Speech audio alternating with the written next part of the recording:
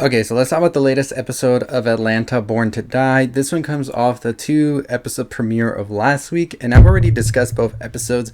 You can go definitely check out those videos already if you want to. I should have a playlist for them, so check them out. But let's talk about this newest episode this week. Before we do, go ahead and hit that notification bell up here, that subscribe button down there. And we're almost at 25K. Super excited for it. This week we will definitely be having a ton of videos out, so you don't want to miss out on any of those.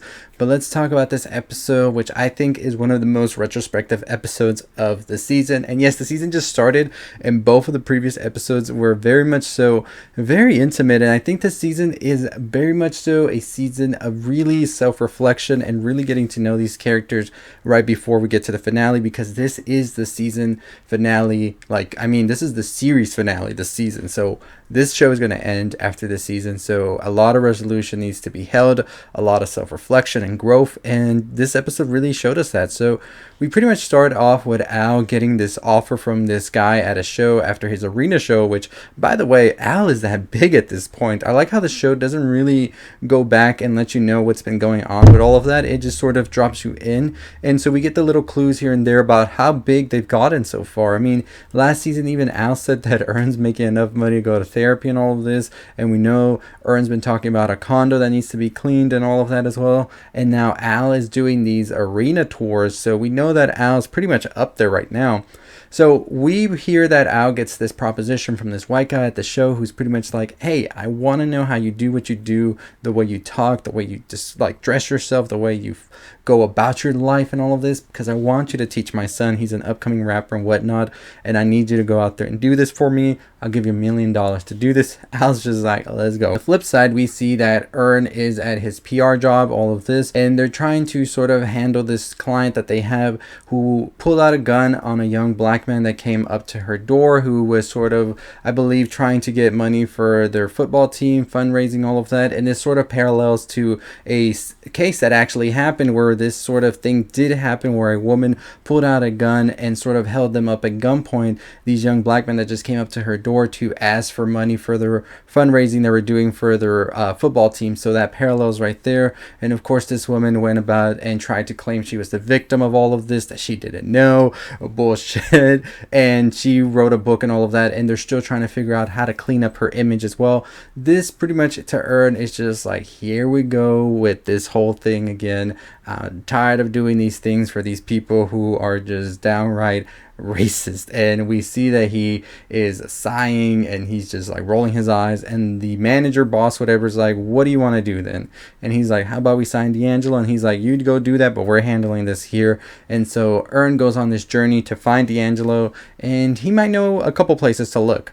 We go back to Al, who is now going with the guy's son. He's supposed to sort of like help and tutor or whatever to become this rapper. When he gets there to the studio, there's this guy going at it in the booth, Yodel Kid. And I just thought of Mason, the Yodel Kid that we had a while ago. But this guy also is trying to sort of be a rapper as well. And so Al's like trying to get to the guy named Benny, who is the guy's son. He's like, your dad, he got me to be a helper for you. And Benny's like, oh, you're the guy we bought. And I'm just like, what the fuck? Like the delusion that these people have just because they have money and everything, and they think they can just buy people all of this. That is definitely something I think that is very much so a lot of what we see in society and stuff. And these like rich kids that come from money and all of this, that really do feel like life is owed to them and sort of see people as just commodities even. But we'll talk more about all of that in a bit. And so the guy's just like, I don't care, I don't need your help or anything, just chill and just get your check, whatever.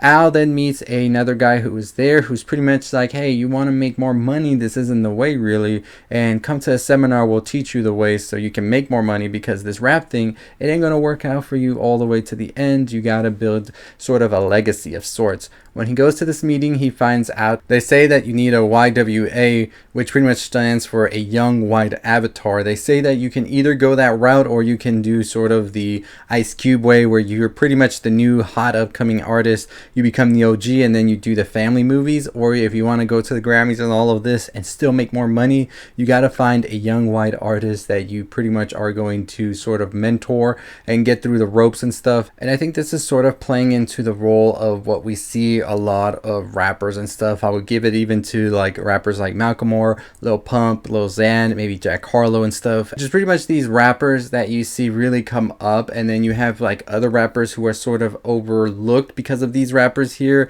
I mean, a big thing we can always remember is when Macklemore went over Kendrick. That is such a huge thing that was just like, doesn't even make any sense how Macklemore took that over Kendrick. But pretty much I think that's sort of what they're alluding to here, what happens in the music industry, where you have like these white rappers that get pushed so much, and you have the black rappers that get pushed to the side too, to making more space for these white rappers.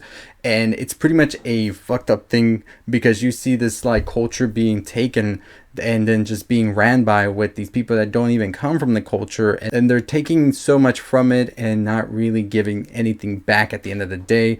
And so that sort of like rubs Al the wrong way in the first place, but by the end of it, he's pretty much like, I'm just going to go ahead and try it because it kind of sounds like this is something I need to do. He's not able to pick up Benny because Benny's picked up by the other guy, so he picks up Yodel Kid, takes him under his wing. We then see Ern go to find D'Angelo, where he's made to wait for a very long time.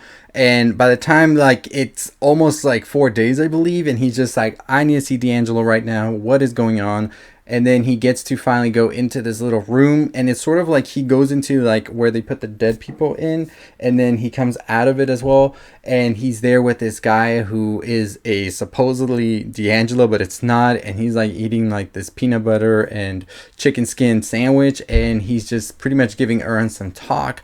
And to me, this sort of felt like Ern going on ego death, where he pretty much sees everything for what it is, and he realizes that he needs to like sort of change the way he's going about his life right now, because it's sort of like he's sort of wrapped up in so much around him that is sort of meaningless, when the real things at the core issue, his family and all of that, is just out there, and he's letting it slip by of sorts. That's what I got from this. And I think the whole thing about him going through like a thing where they put the dead people, it kind of reminded me of it having like an ego death as well, sort of like a spiritual experience as well that he had. I think sort of him leaving the PR company to do this as well is sort of like an indication that that job is draining him out of his energy that he can put somewhere else. And they sort of all have lost sort of the value of who they were in season 1 and what made all of this special in the first place, I feel.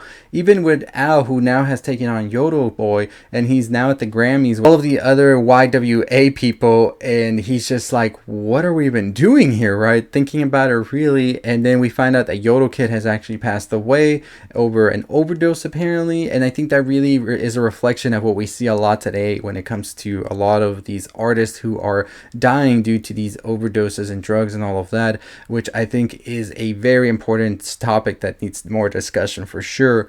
Al ultimately leaves the Grammys. Yodel Kid does win the Grammy at the end of the day, and we see Al, Darius, and Ern now having a dinner. It's cut short because Ern has to get back to work, Darius has some other things to do, and Al just sits there by himself. And I think it's interesting how this episode ends with all of this and everything that's happened, because when you really think about these three, where they were in season 1, where they are now, it is a completely different ballpark. Yes, they have more money. Yes, they have more fame. But what do they really have from themselves? They aren't really true to themselves anymore. They're more trying to chase the next thing. And I don't think there's ever a way where you're ever going to be satisfied when you're keeping on having to chase things and having to follow a sort of like suit that is with money and fame and all of that, because enough is never enough. There's always a bigger prize that you see ahead, and so you're always chasing and chasing and chasing, and it's just draining you and draining you and draining you. You're like a lifeless vessel that has given so much in these like pursuit of fame that you don't even know who you are anymore deep down. And I think that Ern really had that experience when he went to go see the D'Angelo experience, and he realizes that he's really trying to figure out what it is that he is trying to get out of all of this, or is there just nothing else down the road, and he's just chasing the next milestone to chase the next milestone. Also with Al, and how much is enough, right? Is it enough for him to have made it all the way to his arena tour? But as the guy says, are you even going to make it to a soccer stadium tour? And then what's next after that? And how do you feel fulfilled by just chasing these things here? Well, It's an interesting topic to discuss because I think it really applies to a lot of things in life where you're sort of made to have these blinders on and all you have to see is forward, but you can't see all around you. I feel like I'm gonna lose my train of thought talking like this, but I think that's really what it is they're so like blinded by this like whole idea of let's just keep pushing forward, get to the next thing, collect it, and move on to the next one. When in fact we have all of this that we could be living right now in this moment, but we're not living in the moment right now. We're living for the future of what comes next, what I want to get, what sort of like stepping stone do I want to be on next. Not exactly enjoying what I've done already and sort of having enough, and enough is never enough, it seems, with what their life that they're living right now. And I think that and Al are definitely seeing this right now, and I think that final scene really shows just how beaten down they are, and hopefully we'll see by the mid-season that they are going to try and change that, and maybe we'll get back to how things were in season 1, because after season 2 everything felt disconnected, especially season 3. So we'll see what happens. But yeah, this was a really good episode, really much so talking about the culture at large, especially when it comes to rap music and sort of how that culture are being taken away from the real creators behind it all, because America sort of pushes these other like sort of culture vultures that really don't have much to do with the culture itself out into the limelight in the forefront, and the real people who are doing the music and they're really for the culture sort of get pushed to the side, and they don't really get a chance to get that spotlight that these other ones do. So I think it was really great for that, as well as the whole ego death thing with and how sometimes we are so blinded by just going forward with this like idea of I need the next thing, that we forget that we have all of this around us as well. So very good on that.